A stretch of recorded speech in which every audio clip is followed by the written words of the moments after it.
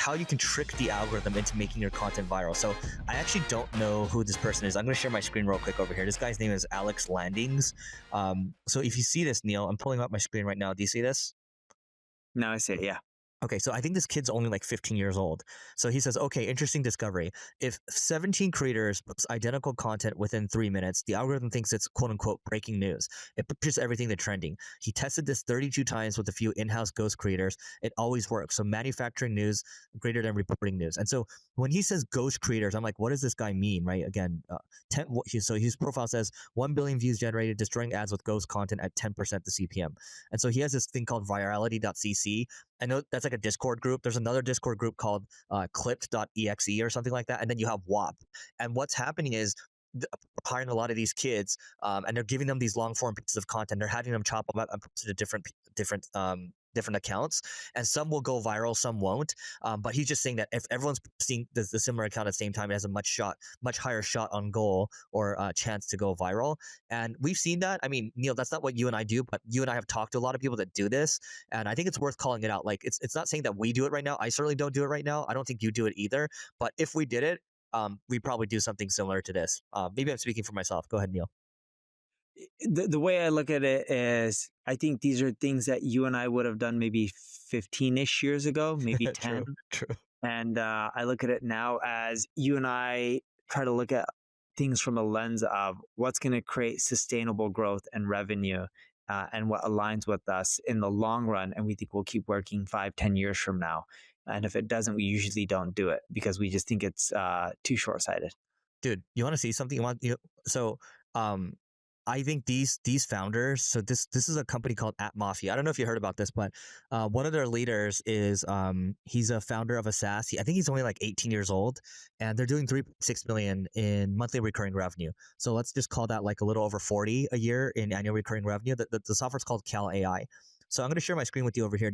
The thing is, he combined with a handful of other quote unquote SaaS founders, and I'm saying quote unquote because just watch this video real quick, and I don't know if you can hear it, but I'm going to play it right now. You ready? Yeah. My name is 𝗔𝗕𝗢𝗪𝗓. I'm 18 years old. Can you hear it? Yeah. Last month, I made $3.6 million. Now, I live in a mansion with all my friends, party almost every night, and shit, I gotta go to class. Have you ever wondered why there are so many teenage millionaires now? It's because the game is easier than ever. Anyone can do it. And if you don't, you're just fucking lazy. The truth is, society lied to you, and money does buy happiness, and you won't get there by playing it safe. VCs and tech billionaires have been gatekeeping this formula for decades, but we cracked it, and now we're sharing it. Fine. Okay, so get this. That's cool. I like the video. So get this. Little kids being like, screw you, we figured out a way to do better. I'm not saying it's real or not, but it's interesting. So $70 million in combined revenue, okay? 237 million downloads, whatever that means. And then they're selling a course. I think the course is like $5,000, and then they have all these testimonials here, okay? Now, my whole thing here is I think it's great. I think these guys know how to get distribution. The Cluely guys actually came and they copied them. So you had a bunch of Asian people in there saying, hey, we're launching a course to $5,000 or so. But there's people that are throwing shade at, especially the guy doing 3.6 million a month, saying that, look, if you're doing 3.6 million a month, why do you need to be selling a course right now? And why do you need to be selling this lifestyle and move into this course world? Is it per month or per year? Per month. He's doing 3.6 million per month. So they're doing 70 million a month between all of them combined? It says 70 million revenue. So some of the numbers are off because I saw another guy, it said 50 million in revenue. So I don't know what that is. I just know for the very first guy, it's 3.6 million a month in revenue for his 𝗔𝗕𝗢𝗧. Got it. Yeah. So I don't what are your understand thoughts why he's doing this if he's really making 3.6 million a month. That's just my 2 cents. Yeah, I think if you're 18 years old and I think so his justification was like, look, if there's a way to make money, we're going to make money. But that's what we would have done at 18 years old. I was still in college. And I think you had just started working for 4 years or so. So I think he was way more successful than either of us at 18 years old. And I think he'll learn. I think this entire group will learn eventually that it's not about the Lambos. It's not about showing off your watch. It's not about partying. Like, I don't even know why you're bragging about the partying piece. And you'll eventually learn that it is about the focus later. Because you and I mean, you just hit in your 40s. I'm about to turn 40, right? And I think you learn through, again, what I said earlier, wisdom comes from experience, and you have to kind of go through it a little bit. And I think once these guys learned that, hey, this course collab thing was probably, your time was probably better spent focusing on whatever it is your main app was, you probably would have made a lot more money that way. Yeah. And I think focus is something that it took you and I a very long time to learn. And we struggled with it in our early years, but I know it took me more than 10 years to learn. I don't know how many years it took you. I don't think I learned it till like age 34 or 35 when I was going through it. Yeah. Yeah. And I don't think I learned it until like maybe like 6-7 years ago. Yeah. But the thing is, it's not like we've solved it. It's always a constant battle. You're working it out every day. Dude, so the other day I meet up with some guy for dinner. And this guy from dinner, I won't talk about it too much. The first thing he tells me is like, hey, do you want in on this deal? It's a real estate deal. Someone, has health issues, and it's hundreds of millions of dollars in property, but keep in mind, most of it is debt and loans. So he's just like, you can take it over. It cash flows, in the mid-20s, and your payments are, call it, $1 million a month. So after the payments, you're pretty much making around $1 million a month in profit, which isn't bad. And the first thing I said was, how much does the guy want? And they said $9 million. So the first thing that goes off in my head is, I'm like, so you want $9 million for me to make $1 million a month in profit? So 12. So I make my money back in less than a year. The first thing I was thinking is, what's the catch? Yeah. Because I started looking too good to be true. Sounds too good to be true. So I signed the NDA without getting into too many details, because I'm not supposed to talk about the details specifically. And I look at it and I was like, oh, because I'm going through it and I'm like, if it's true, I'll do the deal. And the guy's like, when will you do the deal? I'm like, I'll close in less than 30 days. Like, you want to close next week? I'll close. Like, if it really is true. Because on top of that, I'll get bonus depreciation, call it at least like $100-ish million, if not more, right? I would say probably more than that, like 150 to 200. You said this was a real estate deal? Yeah, commercial. Like really big skyscrapers, right? Tons of them. Yeah. Right? But in cities that aren't Los Angeles, so they're more affordable. But they're still expensive. You're spending hundreds of millions of dollars on real estate. And I was like, I would do this deal right away, because then I save on two ends. One, I'm cash flow. I'm getting my money back quicker than a year. Or two, I'm getting tons of bonus depreciation. So I had my team look into it. The first thing we started doing is we started calling every office building that's listed to actually look at the vacancy rates versus what they claim the vacancy rates are. Because you can just look at the square footage of a building and see how much is available versus what they're claiming is occupied, right? That was the first thing. And then some of my guys on my end were like, hey, we need to double check this with them, because some of the people are reporting different numbers. And then the second thing is we started looking at the loan terms, and I'm like, wait, call it 60 to 70% of the debt you have to refinance in less than a year, which costs money to do. And some of the buildings are underwater, in which you're spending more than what you're collecting. But the only reason the numbers are working is because it's a package deal and some of the buildings are doing well. But I was going through all of this and I was like, dude, if it's too good to be true, it usually is. And then the second thing that hit me right then and there as I was going through this, because this document was long. It wasn't like 10 or 20 pages. You actually read it? Did you AI it too? I AI'd it, and ChatGPT just epically failed. Oh, it was that sucks. just terrible. Yeah. ChatGPT was like, there are 5 buildings for sale or 4 buildings for sale. And I'm like, That's wrong. What are you talking about? There's more than 10. And at that point, it was giving me some stats, and I'm like, this is just already going to be Did you try doing this for fun? Try running it, try dragging in deep research for it and see how that does versus regular ChatGPT. I tried both. You did? And it didn't work. Did not. Wow. Didn't Anyway, work continue. well. Sorry. Okay. So, I was going through this and I was talking to my team, because we have an M&A team that helps us, right? And I was using my M&A team to figure out if this is worth it, because it's my company anyways. Yeah. So then I was just like, dude, I'm like, I just need to go back to focusing. And the moral of the story is like, there's always these shiny objects. And I'm like, I already got a good small business, depending on how you want to classify it. Some would classify it as a medium business. And it's great. Like, it already makes good money, great revenue, employ a lot of people all over the world. I should just focus on this and ignore the shiny object. But you see, even at our ages right now, we can still get distracted by the siren very easily, and you almost like it's okay that you got sucked into it. Like that time is already gone, but to get sucked into it even more would have cost you dearly. Yeah, and I look at it as it's like it's the reason I got sucked in is because someone telling me, and it's someone I know and I respect, someone telling me 9 million investment, this person's sick, they just need out, and you'll make 12 million a year, and they've owned these buildings for a long time, and they'll give you many years worth of financials, and they're audited.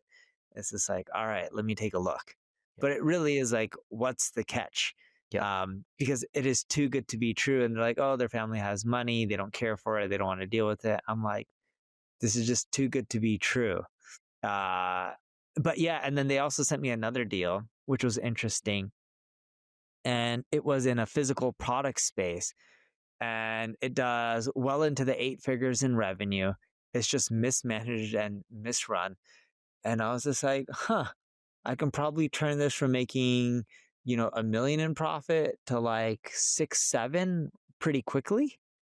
And then, but they would ideally want 8 figures, call it 10 plus million for the business. And I was like, dude, I don't want this distraction for 10 million. I'm like, if they want to give it to me for what it's worth, because I'm just basing it off of what it currently makes. You want a multiple on what you currently make? Great, I'll pay you that. But I'm not going to pay you based on what it's worth to me after my team puts in all the work and fixes it and gets it to where it should be. All right, so I wanted to take a moment to tell you about my podcast co-host Neil's agency called NP Digital, and they work with a whole host of global companies or a global organization. Also, Neil has SEO tools such as 𝗔𝗕𝗢𝗪 and Answer to Public. All you have to do is go to npdigital.com to learn more, and we'll see you on the other side. I don't know, all of this stuff just sounds like a job. Like if it feels like a job, even though it's a good deal, it's still a job. And so we have a mutual friend. I was just speaking to him yesterday, and he was thinking about a deal, buying a competitor, and this competitor's been declining for the last 2-3 years or so. I was like, just tell them you're not interested right now. And I knew exactly what was going to happen. He told them that they weren't interested, and they immediately came back. And they were like, oh no, we're down to do anything. We're down to do a seller finance. We're down to do it. I was like, tell them you'll take it off their hands for nothing, and maybe give them a little bit of profit. And let them save some face, right? To say that they had an exit. And I think moral of the story is, the reason I told him to reject the deal initially is I wanted to see, I was like, tell me exactly what you feel after you reject them. And he's like, dude, the moment I rejected them, I felt relieved. I was like, yeah, that's why you shouldn't do these things that feel like a job. Like, again, if you feel like you're buying a job, it is a job, and you already have a job to do. Yeah, no, I'm with you. I look at it as like, I have so many people though that can deal with internet businesses. I can create a division called like NP brands and just buy quite a few of them. And then my team can just make them more efficient. And we've thought about expanding there. I just, A, don't think it's the right time. And B, I need the right deals. If people want to do seller-based financing, or I'm paying them when I liquidate their inventory or deals like that, no problem. I'll pay off their debt from day one, whatever bank notes that these people have, and I'll fix a business and grow them. But the big issue that people don't realize, when you have a declining business, most buyers, even if it's free, like if someone had an agency that was doing 30 million in revenue, or 200 in revenue, then it went down to 100, then 50, then 30, and you're like, Neil, I'll just give it to you for free. Even if I knew that we can run it at 10, 20% margins, I don't want to waste my time on a falling knife, right? That's what we all call it. When something's falling, you don't know how much more it's going to fall. And it just becomes a scenario where it's a falling knife, and it's just like, this isn't worth doing. Dude, speaking of falling knife, so remember we did that episode on interest rates a week ago. So George Gammon sent me a message. The guy I was talking about, and sorry, I have a poor connection. It's not Neil. So just so you know, Neil, it's me. So George Gammon, great macro YouTuber. Everyone should check him out. Really good at investing. His investing content is great. So he was just saying, remember, especially in a rate cutting cycle, interest rates don't control the economy. They're a reflection of the economy. So lower rates means a worsening economy. Higher rates means an improving economy. Lower rates might reduce borrowing costs, but it'll likely come with less demand, aka revenue. And so the last part he said, so I responded. I said, hey, But this also means risk on, which means assets are going to jump, right? Especially risk assets, because you're pushing into when interest rates are low, you kind of go further down the risk curve, right? So he said basically bullish risk assets like crypto, bearish economy until economy gets bad enough. Crypto holders are forced to sell, then it's bearish for both. Remember, Powell rationale for leaning more dovish was deteriorating labor market. And I just said I can see that. So I think my takeaway from this one is that it's things are going to go well for equities and maybe crypto for a little bit until the economy kind of loses it. But we haven't seen the economy lose it for a while. No, we haven't. Although the last 3 years have been bad. Yeah. At least in our world, it's been bad. And the other thing that I like looking at with interest rates being really high is, for me, I have cash. And when I was getting 5%, now I'm getting, call it 4% on my money. To just leave it in a bank account with pretty much close to no risk. I wouldn't say no risk, but close enough to no risk. It's just easier to leave it in a bank account and get 5%. But the moment the banks are like, hey, we'll give you 1% on your capital, I'll start deploying. Yeah. Because at that point, it's just crappy returns and you have no choice. And you start taking on risk because no one wants 1% on their money. 5% is not bad. I'll take that all day long. You saw what Powell said, right? He basically said that, hey, we're probably going to get away from that 2% target, that the arbitrary 2% target they had set in like the 90s or something like that. So what does that mean? He said that. He said I didn't hear that. Yeah. I mean, that's huge. So your reaction is huge, right? Yeah, that means they're accepting the inflation numbers and they're switching purely. They're going to turn the money printer on. Yeah. I mean, it's already been on. So, okay, I want to talk about one more thing, and then we can move it to one more of your topics, kind of around content. So this is a tweet talking about how one video formula generated 300 million views and 500K in revenue. So let me just share my screen so you can see this. So here it is. Okay, this is from the Startup Ideas podcast. So this one video formula generated 300 million views and 500K in revenue. It looks like luck, but here's how it actually works. Number one, farm content across multiple accounts until something hits. Number two, turn that winner into a series. So same concept, slight tweaks. Number three, post it 5 times daily across 24 accounts. Number four, translate to Spanish, Mandarin, etc. 5, pay meme pages to $50 to repost. Number 6, run the best ones as paid ads. So one winning video times 7 platforms times 7 accounts. Each daily posting equals inevitable virality. This is virality science. And so this guy basically was interviewed by Greg Eisenberg. And I think this to me reinforces what we're talking about here. You just want more shots on goal. I think we're talking about organic short form content in this case. And how much revenue did you drive? 500K, which seems low for 300 million views, but if it's organic, then it's pretty good. This one, how many videos? I'm curious to get that 500K in revenue. That I don't know, but if you're posting 5x daily across 24 accounts and you're translating it, I'm assuming a bunch. Yeah, well into the thousands. I figured that. It should. Well, look at this: 7 platforms, 7 accounts each plus daily posting. So is that 49? No, the language. Okay. Well, did you multiply it even more? So yeah. So and this guy David J. Park, apparently he has a startup called Jenny AI, and I guess that's how he's growing it. And he looks really young too. Let's just look at him real quick. Looks very young. And his Twitter says "burn the boats." So hey, he's focused. Young guy, he's focused. When you say "burn the boats" on your Twitter, you're a focused guy. What's the Jenny Group? What do they do? Do they have software that helps you do this? Because if so, that was a great interview, and it helps him drive more revenue. No. Okay, here, dude, this is funny. Check this out. Let me share my screen. So he has this link on his Twitter, and it's a dashboard to his revenue. So his MRR right now is 709K, and then year on year he's up 14%. 57K subscribers, up 38%. Average churn 10.7%, which is pretty high. Trailing 12 months revenue 9 million, but he's doubled in the last year. But I don't know what his product does.